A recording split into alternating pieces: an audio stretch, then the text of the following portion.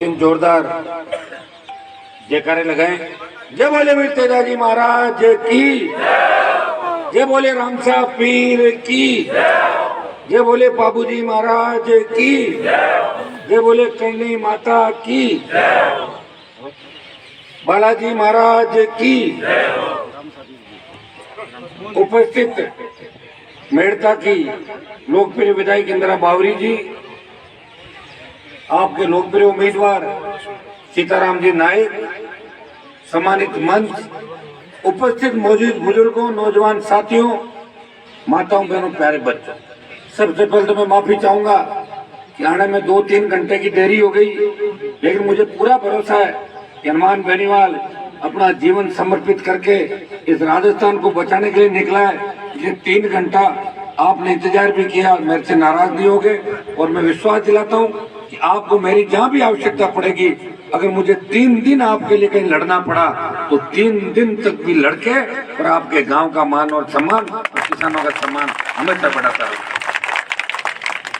भाइयों, कांग्रेस और भारतीय जनता पार्टी ने 1980 में बीजेपी बनी, लगातार 41 साल हो गए भारतीय जनता पार्टी को, और कांग्रेस बहुत पुरानी पार्टी, 52 से लेकर जब से देश आजाद हुआ लगातार हर बार सपने दिखाए, लेकिन 98 से लेकर 21 तक का जो कार्यकाल है वो गहलोत वसुंधरा का मिला जुली का गेम राजस्थान के अंदर चला। राजस्थान घोटालों का राज्य बन गया, अपराधियों की ऐश का बन गया, अपराध में राजस्थान 1 नंबर पे आ गया। महिला अपराध के अंदर उत्तर प्रदेश बिहार को पीछे छोड़ दिया। आजादी के 70 साल बाद किसान कर्जे के बोझ के तले आत्महत्या कर रहा है। किसान के बेटे रोजगार के अभाव के अंदर या तो बंदूक उठाकर अपराधी बन रहे हैं या फांसी के फंदे को चूम रहे हैं। हमें इस राजस्थान को बचाना है, और राजस्थान को बचाना ही हनुमान बेनीवाल का लक्ष्य। पुकार नागौर की धरती से भरी थी, तब आप लोगों का बहुत बड़ा योगदान इस गांव का मुझे अच्छी तरह याद है। चाहे बाड़मेर की रैली हो, बीकानेर की हो, गेडाब के नौजवान और किसान हमेशा हनुमान को मदद करने के लिए अपने अपने साधनों से इस पूरे राजस्थान के अंदर आए। इसलिए आपका प्यार मुझे आपके बीच खींच के ले आया।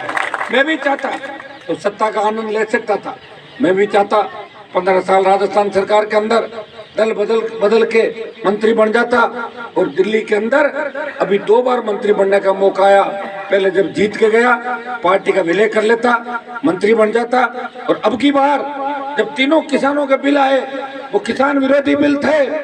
एक तरफ मोदी जी थे, उनकी सत्ता थी, दूसरी तरफ मेरे दुखी किसान भाइयों के चेहरे थे। हनुमान बेनीवाल ने सत्ता की परोसी हुई थाली को ठोकर मारी और अपने भाइयों के लिए सड़क पे आ गया। आपको जैसा नेता चाहिए वैसा नेता राष्ट्रीय लोकतांत्रिक पार्टी का संयोजक और नागौर का सांसद आपका भाई है। भाइयों, टिकट भी सोच समझ के दिया। बहुत बड़ी नायक समाज की संख्या भी है, बावरी समाज की संख्या भी है, मेघवाल समाज के अंदर भी बाड़मेर से धौलपुर तक कभी भी छोटी सी तकलीफ मेघवाल समाज को पड़ती है या अन्य समाजों को पड़ती है तो राष्ट्रीय लोकतांत्रिक पार्टी हमेशा उनके लिए संघर्ष करती है। 12 मेघवालों को 57 जो टिकट दिए थे, उनमें मैंने 12 मेघवाल समाज के टिकट भी दिए थे, 3 नाइक समाज के टिकट थे, बावरी समाज से बहन इंदिरा बावरी जी थी, मीणा गुजर और 3 राजपूत समाज से टिकट भी दिए थे। 36 कौम को साथ लेकर चला, और जब देश में आवश्यकता पड़ी लोकसभा चुनाव के वक्त, मैंने पूछा राजस्थान के नौजवानों को हमें क्या करना है, तब एक ही आवाज आई कि आपको मोदी जी के साथ गठबंधन करना है। और मैंने गठबंधन भी किया और अशोक गहलोत के बेटे को जोधपुर के अंदर जाकर हराया। ये आपको अच्छी तरीके से याद है। 25 का 25 पूरा किया, और किसानों को जब वापिस आवश्यकता पड़ी तो गठबंधन को तोड़ के किसान के बेटे होने का और आरएलपी को बनाने का धर्म भी निभाया। भाइयों, आज राजस्थान तकलीफ के अंदर, बेरोजगारी का आलम यह है कि हमारे बच्चे, अभी जब लॉकडाउन हुआ था तब आपने देखा होगा कि महाराष्ट्र, गुजरात, आंध्र प्रदेश, तेलंगाना, मद्रास, तमाम जगहों से बच्चों के इतने टेलीफोन आते थे, साहब फंस गए, निकालो निकालो। और जहां भी हम जिस राज्य के अंदर जाते हैं वहां राजस्थान के अपने चूरू के, शेखावाटी के, मारवाड़ के 36 कौम के किसान के बेटे हर जगह अलग अलग उन्होंने अपना राजस्थानी के नाम से, मारवाड़ी के नाम से अलग अलग संगठन बना रखे हैं। समाज सेवा भी करते हैं, गाँव का विकास भी करते हैं, वहाँ भी हमारे इलाके का नाम रोशन करते हैं। रोजगार नहीं मिल रहा है, इसलिए हमें बाहर जाना पड़ रहा है। और हमें रोजगार यहाँ क्यों नहीं मिला? क्योंकि 70 साल जो व्यवस्था थी वो यहाँ रोजगार नहीं चाहती थी। यहाँ तो ऐसे नेता थे हमारे पड़ोस में नागौर के अंदर, उल्टे भाषण देके ताली बजवाते थे और वोट ले लेते। यही हालात चूरू के थे, यही हालात सुजानगढ़ के थे। कौन सुजानगढ़ का धनी धोरी बताओ मुझे? मैं तो मास्टर मोहनलाल जी से मेरे ठीक था, मैं उनको पूछता था, मास्टर जी आप तकलीफ में क्यों? कैसो गहलोत ने मुझे मार दिया, और ऐसे करते करते बीमार भी पड़ गए और अब दुनिया छोड़ के चले भी गए। मैं तो ये मानूंगा कि अगर मास्टर मोहनलाल जी को भी कोई श्रद्धांजलि देना चाहता है तो कांग्रेस को वोट नहीं दे, क्योंकि वो तो कांग्रेस के खिलाफ थे, वो गहलोत को हटाना चाहते थे। और अगर उनका बेटा गहलोत से टिकट लेके आ गया, ये तो फिर अति हो गई। आप लोगों को इस मामले में सोचना है। और रही भाई खेमाराम जी की बात, खेमाराम जी का अखबार वालों ने इंटरव्यू लिया। एक खेमाराम जी, आप किन मुद्दों पर चुनाव लड़ रहे हो? बोले मुद्दे किस बात के? अब की हमारी बारी है।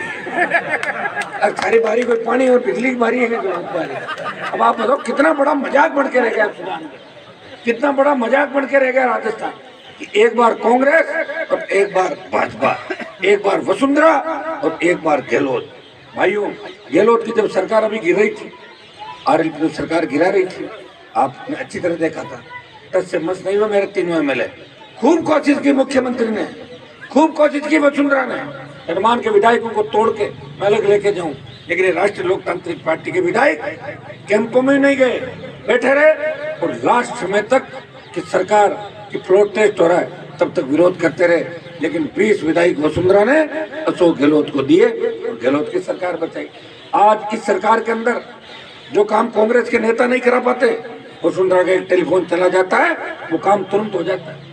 अशोक गहलोत ने बदले में 20 विधायकों के बदले में वसुंधरा की सारी चोरी की फाइलें बंद करी, और तो और उसे अपने सामने वाला बंगला दिया जिसे सुप्रीम कोर्ट खाली करवाना चाहता है। सुप्रीम कोर्ट ने कहा कि वहां नहीं रह सकती पूर्व मुख्यमंत्री। गहलोत नया कानून लेके आ गया वसुंधरा के लिए। आप ये बताओ कितनी बड़ी मिलाजुली का गेम राजस्थान का। नौजवानों, हमें राजस्थान को बचाना है। आम आदमी सुरक्षित नहीं, हमारी बहन बेटियां सुरक्षित नहीं, छोटे भाई सुरक्षित नहीं, ढाणियों में बैठा किसान सुरक्षित नहीं। आज घर से बच्चा जाता है, वो घर लौटेगा या नहीं लौटेगा? हमारी बेटियां स्कूल कॉलेज जाती है, वो लौटेगी या नहीं लौटेगी? कब वो दरिंदगी की शिकार हो जाए? थानों के अंदर बलात्कार हो रहे हैं। ये राजस्थान अपराधियों का अड्डा बन गया, ऐसा बन गया। हमें स्वच्छ राजस्थान चाहिए, पारदर्शी राजस्थान चाहिए। जिस तरह बोतल का जल स्वच्छ पारदर्शी होता है, उसी तरह का प्रशासन राजस्थान के अंदर चाहिए। मैं आपको भरोसा दिलाता हूँ कि आप सुजानगढ़ की सीट जिता के दे दें। कांग्रेस अगर जीत गई तो कोई शासन में फर्क नहीं पड़ेगा, और बीजेपी जीत गई तो कोई बीजेपी सीएम नहीं बनेगी। लेकिन आरएलपी अगर जीत गई, मोदी जी की आंखें भी खुल जाएगी और राजस्थान के अंदर ऐसे करंट दौड़ेगा कि दोनों पार्टियां घर बैठ जाएगी और मिशन 23 साहब का पूरा होगा। ये मैं विश्वास आपको दिलाता हूँ। और यहाँ हमारे सीताराम जी ने सर्व समाज की बात भी करी। सीताराम जी, यहाँ 36 कौम के लोग बैठे हैं, और 36 कौम के लोग बैठने का मतलब यहाँ जो आ गया, मतलब वो आपको मदद करने के लिए आया। मुझे पूरा भरोसा कि इस गांव की, इस पंचायत की 36 कौम, सुजानगढ़ विधानसभा क्षेत्र की 36 कौम इस नए राजस्थान के निर्माण के अंदर, इन लोक देवताओं, ये लोक देवताओं की धरती है। लेकिन आपने देखा होगा कि हमारे नेता किस तरह कमजोर पड़ गए, किस तरह वसुंधरा गहलोत के पैरों में लोग जाके पड़ जाते हैं। जो लोग अपने माता पिता के पैर नहीं छूते, वो वसुंधरा गहलोत के पैर छूते हैं, उनको अपने पापा ज्यादा मानते हैं, अपनी मम्मी से ज्यादा वसुंधरा को मानते हैं। भाइयों, ऐसे लोगों से मुक्त आपको इस सुजानगढ़ को और चूरू को, इस राजस्थान को करना है। इसके लिए आरएलपी को मजबूत करना है। आपका भाई त्याग समर्पण करके भगत सिंह की भूमिका के अंदर लड़ रहा है। जिस तरह भगत सिंह ने अपने प्राण न्यौछावर करके भारत माता को गुलामी की बेड़ों से मुक्त कराया था, हनुमान बेनीवाल इस राजस्थान को, राजस्थान के नौजवान और किसानों को उनका हक और अधिकार जब तक नहीं मिलता, इसी तरह संघर्ष करता रहेगा। आज समय भी लंबा हो गया, आपका इंतजार भी लंबा हो गया, माताएं बहनें भी बैठी है। मैं सबको आश्वस्त करता हूँ कि मैं आपके गांव के अंदर वोट मांगने आया हूँ। मैं सुजानगढ़ क्षेत्र के अंदर, मैं ऐसा नेता नहीं हूँ कि फार्म भराया और छोड़ दिया। अब खेमाराम को तो छोड़ गए बीजेपी वाले, गांव गांव आएंगे क्या? वसुंधरा या कोई ये मोदी जी आएंगे क्या आप गांव वोट मांगना? कोई नहीं आएगा, खेमाराम घूमता रहेगा। और कांग्रेस में जिसको छोड़ गए तो गहलोत और पायलट थोड़ी मांगेंगे वोट आपको, तो हेलीकॉप्टर से चल दिए, हेलीकॉप्टर से तो मैं भी आता। 4 मीटिंग करके मैं भी टाटा बाय बाय कर देता, लेकिन मैंने कहा मैं सुजानगढ़ के गांव-गांव जाऊंगा। मैं खींवसर में गांव-गांव नहीं गया था, फिर भी खींवसर की जनता ने मुझे जिता के भेजा, हनुमान जी आप राजस्थान के अंदर जाओ, हम अपने आप जिताएंगे। सुजानगढ़ के गांव-गांव के अंदर हनुमान बेनीवाल वोट की अपील करने के लिए आया है। अगर मुझे जरा सा भी जानते हो और मेरे बारे में नहीं जानते तो पता कर लेना कि हनुमान के घर पे कोई भी गया जाति पूछ के काम नहीं किया, और जिसकी हाँ भर ली और सामने कितना ही बड़ा उद्योगपति, कितना ही बड़ा माफिया हो, जिसका हाथ पकड़ लिया उसका बीच में नहीं छोड़ा और गरीब को गणेश मान के सेवा करी। और उसी का परिणाम है कि दोनों पार्टियों से लड़ने की अगर चुनौती कोई देता है, दोनों पार्टियों को चुनौती किसी ने दी और तीसरी ताकत अगर खड़ी की तो बसपा, आप और ट्राइबल सारे सारे इस मैदान से चले गए। उपचुनाव अकेली राष्ट्रीय लोकतांत्रिक पार्टी राजस्थान के अंदर लड़ रही है तीसरी ताकत के रूप में। आरएलपी को मजबूत करें और मैं विश्वास दिलाता हूं कि आपके बच्चों का भविष्य सुरक्षित होगा। सबको साथ लेके चलूंगा। मैंने लड़ाने का काम नहीं किया, आपस में समाजों को मिलाने का काम किया। भाइयों, वसुंधरा राजे थी जो किसी की बहन बन गई, किसी की बेटी, किसी की लुगाई, किसी की बुआ, और बढ़ के इसने राजस्थान को बांटने का काम किया। जहाँ राजपूतों को लड़ाया, गुजर मीणों को लड़ाया, हनुमान बेनीवाल समस्त जातियों को एक करके नए राजस्थान का निर्माण करेगा, ये विश्वास मैं आपको दिलाता हूँ। आप जोरदार ढंग से इस पंचायत से पूरी मदद राष्ट्रीय लोकतांत्रिक पार्टी करें। मेरे छोटे भाइयों के अंदर तो बहुत जोश है, लेकिन छोटे भाइयों के साथ साथ बुजुर्गों का आशीर्वाद भी आवश्यक है। पुराने जमाने में अपने बारात भी लेके जाते थे, कहते भाई बुजुर्ग आदमी साथ जरूरी है बच्चों के साथ, इसलिए बुजुर्गों का आशीर्वाद के बिना काम नहीं चलेगा। नौजवानों के साथ साथ बुजुर्ग और 36 कौम और मातृशक्ति हमारी बेटी है, छोटे भाई भगत सिंह की भूमिका के अंदर चलेंगे और माताएं बहनें झांसी की रानी बनके इस कांग्रेस और भारतीय जनता पार्टी ने जो भ्रष्टाचार की लंका राजस्थान के अंदर बनाई है, इसके अंदर हम मिलके आग लगाएंगे और भ्रष्टाचार का खात्मा करके नया राजस्थान हम बनाएंगे। ये अपील करने आपके बीच आया हूँ। मेरा मान और सम्मान रखना और मुझे मजबूत करना ताकि मैं राजस्थान को इन पार्टियों से मुक्त कर सकूं। सीताराम जी को भारी बहुमत से आगे निकालना, वासीना और आपके जो